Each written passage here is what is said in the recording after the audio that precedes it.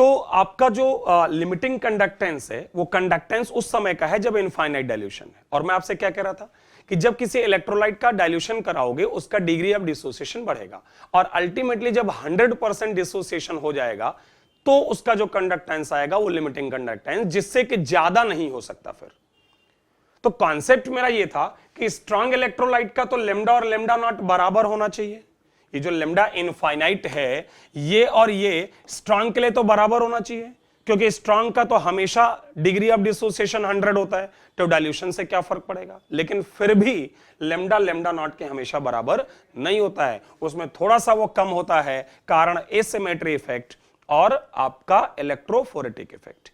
ये वाली जो कमी है वो एसिमेट्री इफेक्ट के कारण है, और ये वाली जो कमी है वो आपकी इलेक्ट्रोफोरेटिक इफेक्ट के कारण है।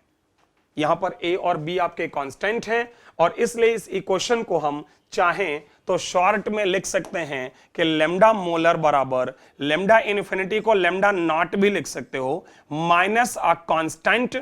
उस कांस्टेंट को जैसे भी आप रिप्रेजेंट करो, वैसे किताबों में कैपिटल बी लिखा है, बी रूट सी, लेकिन ध्यान रखना ये जो बी है एक्चुअली ये वाला बी नहीं है, ये इस पूरे टर्म की जगह किताबों में बी लिखा हुआ है।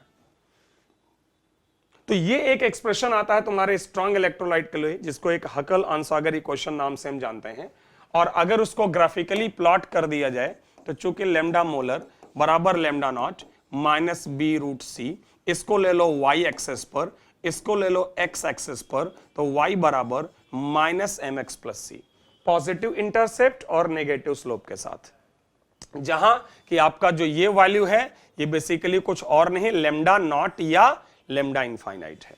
तो ये वेरिएशन आपको दिख रहा होगा कि यहां जैसे जैसे तुम डाइल्यूशन बढ़ाओगे, डाइल्यूशन बढ़ाने का मतलब कॉन्सेंट्रेशन घटाओगे, तो जैसे जैसे कॉन्सेंट्रेशन घटाओगे आपका लेमडा बढ़ेगा।